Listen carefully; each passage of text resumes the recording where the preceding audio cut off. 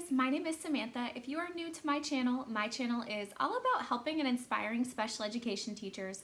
If that interests you, then make sure to click the subscribe button and click the little bell to be notified whenever I make a new video. If you enjoyed this video, please give it a big thumbs up. Today we are going to be talking about what to expect at an IEP meeting from a teacher's perspective, because you're the one in charge. I created a free IEP meeting agenda that is here, but it is also linked down in the description of this video so that you can hopefully read it better than probably this little screen. So go ahead and grab that, and I'm gonna kind of walk you guys through how exactly an IEP meeting is going to go. As I talked about in my other YouTube video, I think it was one of my second or third video, I talked about the importance of keeping an IEP meeting simple at the beginning when you are a first year teacher. So make sure you go watch that video if you are a new teacher and you haven't watched it yet, because I promise you will learn something new from it. So just to kind of summarize that video, I talk about how when you write the draft of the IEP, you will want to go through and highlight the most important things so that when you are in your meeting, you can just simply read off your highlighted parts. Right, the next thing you're going to want to do is to make sure to have all of your data and everything you need ready for the meeting. So here is kind of a list. I kind of have a list in front of me of the things that I bring to my IEP meetings. So I always bring my IEP binder that has the data in it. So that includes things like graphs, charts, and definitely examples of students' work. Parents always love to see what their students are doing. Then of course, bring the IEP draft copies. You need to make sure that you have a printout of the whole IEP for every single person coming to the meeting. Yes, it's a lot of paper, but it's a necessity unless you choose to put the IEP draft on the smartboard.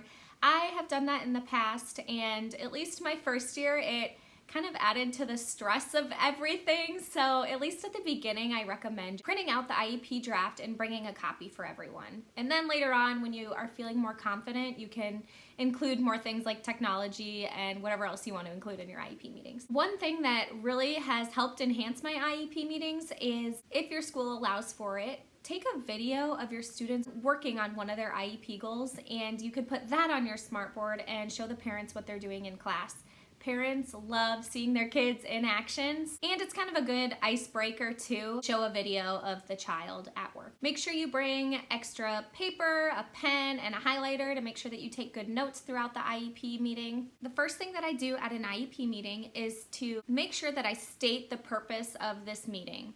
So for example, I would say, we are all gathered here today for Max's annual IEP meeting. Then I have everyone go around the table and introduce themselves, and I make sure to write down everyone's names if they're people that maybe I don't know very well that come to the meeting. Some states and school districts make you have like an IEP check-in form. I've never been at a state that makes you do that, but that might be something that you have to do. The next thing that I recommend you do is read right from the IEP. Make it easy on yourself. Read the highlighted parts and tell people, okay, we're on page 1 now. On the first page, it usually has your student's name, their address, their parents' names, things like that, the contact information. So you can ask the parent, hey, can you look through this and make sure it all looks correct? Then you move on to the second page. And after that, I go through the student's strengths and any concerns that the parent might have.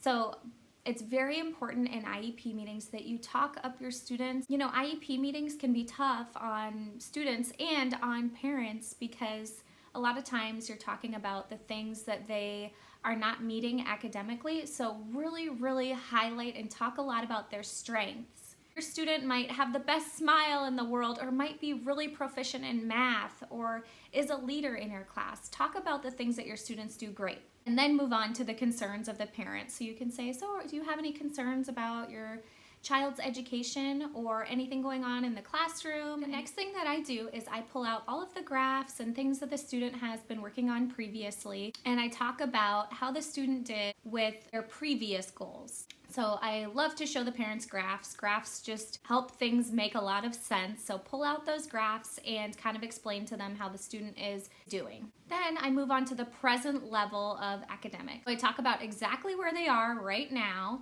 and I talk about new goal ideas. And of course, remember that this is always a team decision. You may or may not have written the draft beforehand, but nothing is set in stone. So always make it clear that everything we can we can edit and change to meet the need of the student, and everyone has a voice and needs to be heard on if they like the goals you created or if they have ideas on new ones. So it's a team decision. So back to the present level of academics. So here are kind of the things that I go through. I go through the academics, if there's any social, emotional, or behavior goals that need to be addressed, functional or adaptive skills, speech and language. If your student has speech services, the SLP will hopefully be at the meeting, so you can pass that on to them. And if there's an OT at the meeting, they can talk about the goals that they have for this student. And then lastly, just other things that you might need to address. And number 7 here on the checklist, we have transition. So if your student is of age where you had to do a transition IEP, which is a little bit more work, then you talk about all of their transitional goals, their plans for the future, stuff like that. Next, I like to go through the testing, accommodations, and modifications that the student receives. And within that, I also talk about the services or the minutes that they receive. So for example, Max might receive 60 minutes of pull out. So I kind of just talk about where I push in and where I pull out students and for how many minutes is that happening. And then lastly, number 10, I always just say, does anyone have any other questions, any concerns, anything else we need to go through? And that is it. It seems really complicated, but I promise you, if you start out just by reading the most important parts of your IEP, it will be really easy for you and you won't be as stressed out. So again, make sure you go and grab this free IEP meeting agenda because I think it might help you check off things as you're going through it at the IEP meeting. And also, I would love to hear what grades you guys teach. So if you could comment down below and let me know what grades you teach and maybe even what skills you teach, that'd be pretty cool too. My computer shut off. All right, anyways, I hope you enjoyed this video. Please give it a thumbs up if you learned something new. And also in the description of this video, there are a bunch of free math worksheets, and I have some special education teacher support groups. Please go follow me on Instagram and Facebook under ActiviTeach. Thank you guys for watching. Happy teaching.